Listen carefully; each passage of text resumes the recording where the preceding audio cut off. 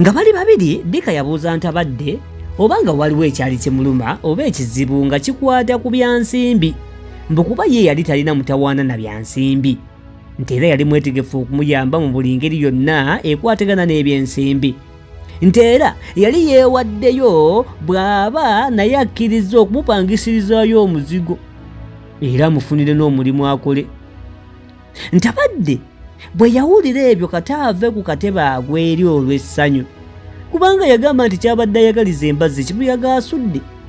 Kale nga yenna musanyufu era nga mumalirivu yagamba Dika ebyamuliko era yamugamba nti ye yali mwetegefu nnyo okubeera mu muzigo nti era yali mwetegefu okuleka okusoma nti era kuba yali takyayiza na kusomayo na myezi giwera 3 olw'olubuto lwe yali alina nti era kyali kyongedde okumusanyusa olw'okuba olubuto lwali lumumwagazza ng'era tayagala na kuva we yali.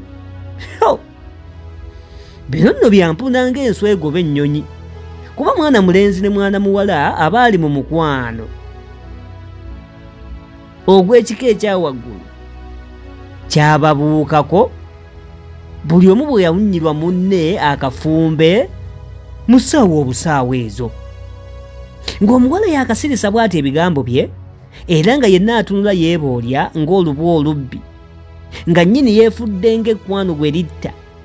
Omulenzi n'ayitaba nti wangi nnyabo siwulidde ŋŋamba olina ki olubuto ko omuwala nti ye ssebo era kati lwa myezi nga3 gyokka. Ko omulenzi nti solwi nze obwedda nkugamba nga ndowooza nti njogera na muwala ddala gwe naapangisiriza akazigo ne mukulira ne bizinensi naye obanga wafuuka ddo embuto nga n'abasajja bo bulijjo benkugamba tonnabaleka ekyo kya nnaku nnyo era kale katwawukane mirembe nga n'olubuto lwa Sempala munnange tolugabye kuluwa ate baddiika nnyabo batulabire nze ebyange bikomyawo era ssebo n'afuluma n'atambula.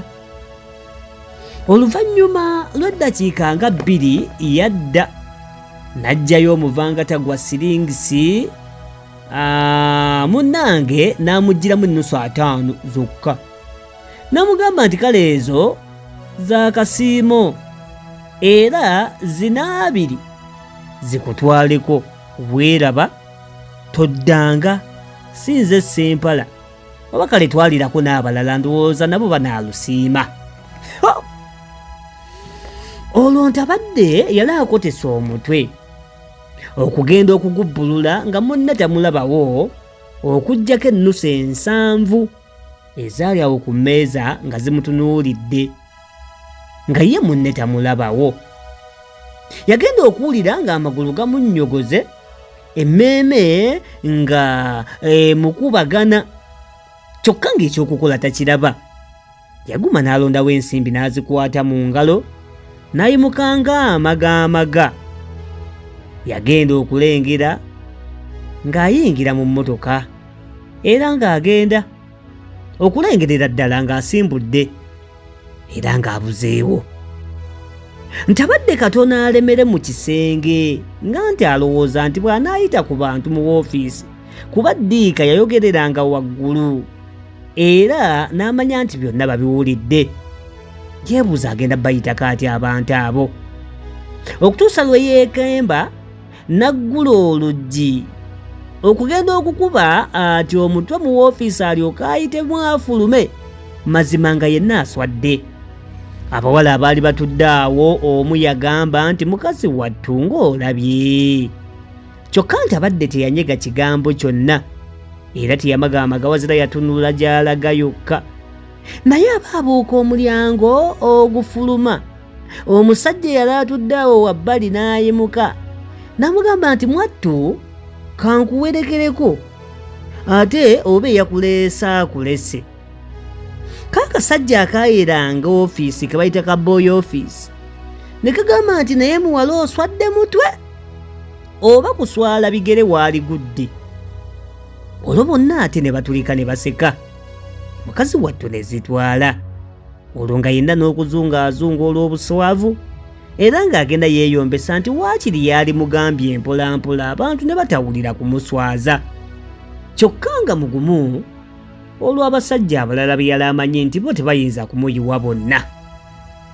Tuula tusome mwoli era nga tukyagenda mu maaso tuli ku katabo kano Amaggwa n'Emitego mu buvubuka kawandiikibwa Ruth N. Kaboggoza. Tukasomera ddala nze muzzukulu wa Mugema munnakyala akwata ssente empya n'enkadde. Yatambulako mukungujjo okukakana ng'alina essise era byonna n'abiva ku ntono okutuusa lwe yabimalayo. Sise yatya era n'amugamba nti kale ng'entandikwa ebadde mbi, nti kale agambeko ku Ssempala alabe. Kontabadde nti ye awulira n'okutya atya okumwaŋŋanga nti mpozi oba Sise akkiriza gw'aba atumayo. Sise yakkiriza era bw'atyo n'agenda. Mwana mulenzi yamusangawo bulungi nnyo ku mulimu. Ko mulenzi nti kiki ng'okedde eriyo omutawaana? Ko Sise nti teri. Ko Ssempala nti nze mbadde ntidde. Era munnange yamwongererezaako na bino ebyewuunyisa ennyo Sise era ebyamukakasiza ddala nti abasajja mbwa za nnamaaso bw'eteyigga ebba.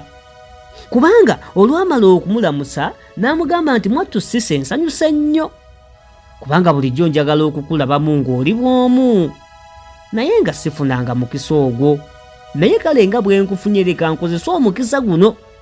Nze munnange wanzita dda era singa oyo ntabadde namukyawa dda, naye nga ndowooza okumukyawa ng'ate naawe n'aba sikyakulaba. Naye ng'omutima oli tegumuliiko, wazira gulabika guli eyo ku ggwe wekka. Yamugamba era ndi mwetegefu okukuwa buli kimu ky'onaaba oyagala. Kyokka ono muggwano gwa mukazi we. Yagamba nti era bwe bitereera ng'oli ntabadde muggalirawo ddala kuba mpulira sikyamwetaaga nga gudda ku luguudo. Olabye otya Sise? Ebigambo ebyo byatiisa nnyo Sise era n'asoberwa ne bw'aba atandika ate ebyali bimututte. Yasooka n'asiriikirira n'alowooza kyanadda mu musajja watte oyo, naye waatandikira ne waba ate watandika ne waakoma wonna ne wamubula. Kye yakola kimu kusirika. Omulenzi n'alowooza nti mpozi omuwala oba tawulidde bulungi. Bw'atyo n'amuddiramu nti era amubuulira omuwala kyasazeewo nti eba kale leka agira yeerowooza alimubuulira oluvannyuma. Era n'amugamba nti kale ezo ensimbi zigira zikuyamba nga ggwe bwe weerowooza. Sise yazikwata era ne yeebaza nnyo. Olwo omulenzi n'agamba nti kakubye agidde akwate ensimbi bwe zityo ndowooza era anakkiriza. Sise yayagala afulume nga tayanjudde bimuleese okutuusa lwe yeevaamu ng'ayomba n'ennyazaala we. N'amugamba ensonga eyali emuleese. Yamugamba nga byonna bwe yali abiwulidde nti naye nga bwe yali amuwadde ebbanga ery'okwerowooza nti kale kaagira yeerowooza.